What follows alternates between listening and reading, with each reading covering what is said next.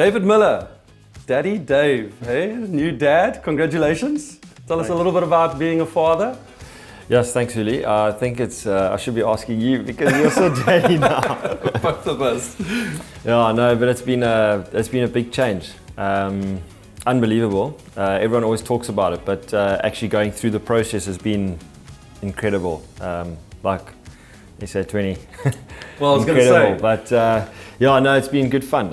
He's 11 months now, and kind of through, when I say the worst, it's like, it takes time to get used to the whole routines and like a little bit of lack of sleep and stuff, but no, unbelievable. Really enjoying it. Well, you'd mentioned change in the Royals. You've seen a lot of change in your team. Talk us through what's the season, what lies ahead for you in the season with your players, who you're excited about having in your team this season. Yeah, actually, it is exciting. I think just generally we've got a younger squad this year. We've got a couple golden oldies, but it is generally a younger squad. So with that comes a lot of energy and enthusiasm, which is great.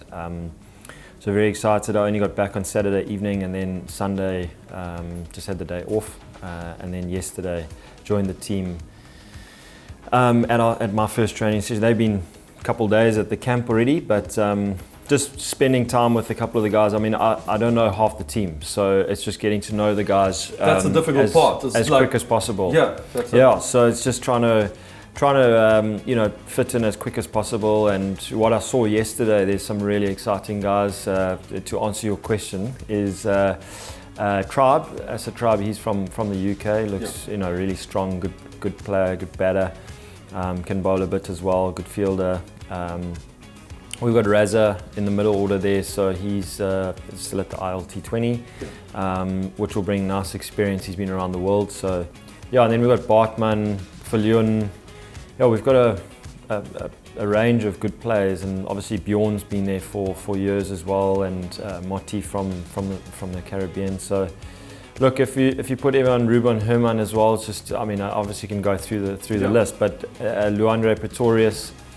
So there's a lot of players there that are like establishing themselves and still to establish themselves. And for me, that's actually what's really exciting, because there's a lot of growth there that can happen. And if we gel quickly and things happen, as we know in T20, momentum. Yeah, but I think you mentioned, you spoke about like Luandre Pretorius. I mean, we saw what a fantastic season he had last season. From there, he went on to play for the Proteas.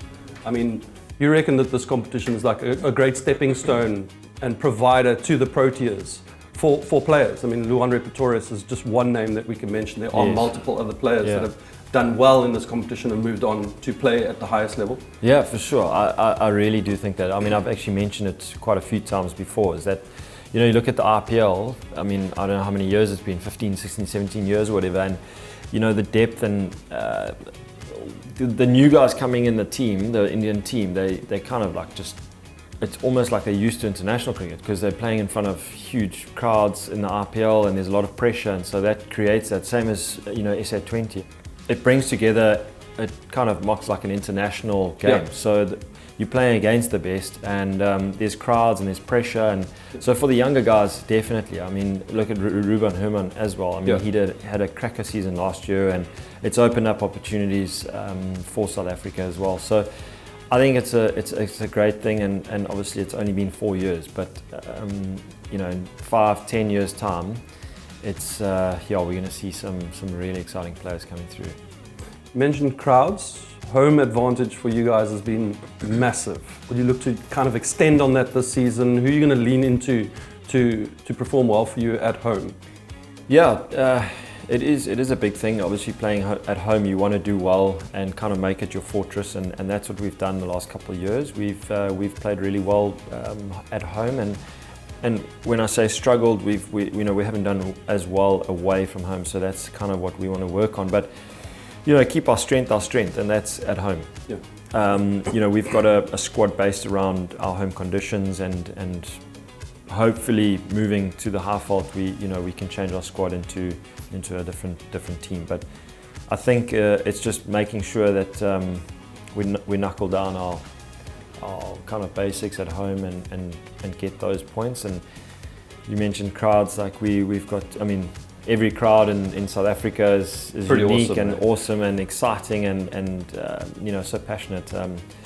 But the Boland, the Paarl crew they love it. They do love their cricket down in So Paarl. it's really, really cool to play in front of them. And you know, it's not a big stadium, but it's got a lot of atmosphere. Yeah. Well, you guys have made 3 playoffs before. You can possibly push for this one, maybe even get into a final, but be able to do that. You've had a good relationship with Trevor Penny.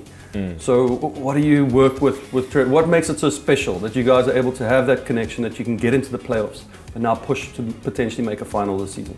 Yeah, I mean, I think Trevor's been around for so many years, and he's a really experienced coach. He played the game as well, so he understands it. And I think for me, his skill is he just gets it, like with the players. You know, he's not like this Hitler that, you know, comes through and dictates a lot of things. He works with the players.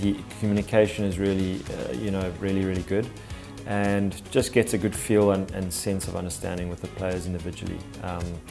And most of all, loves to have a good time as well. So I think that, you know, that we always try and, obviously extremely serious, but it's really important to enjoy what South Africa offers. Yeah. And enjoy the ride together. You look back in 3 weeks' time, it's going to go like so quickly, and then you've got some great memories and, you know, on and off the field. So for me and him, that's really important. And yeah, I think last year we were a little bit unlucky with the playoffs. I mean, we lost 1 or 2 players, key players for us last year, at the back end for the playoffs. So I think that kind of just changed a few things with the team. Whereas this year, I think, you know, whatever team we have, it looks like we're going to continue with that. Like everyone will be available for the whole comp. So you know, that for me is exciting. And then, you know, whatever you've built up the group stages, you can really knuckle down for the playoffs. Well, you've spoken a lot about your players. Last question here. What are you, David Miller, most excited about for season 4? Sure. I don't actually know. You put me on the spot. But no, I think for me, it's you mentioned playoffs and being able to captain this team for you know, from the start.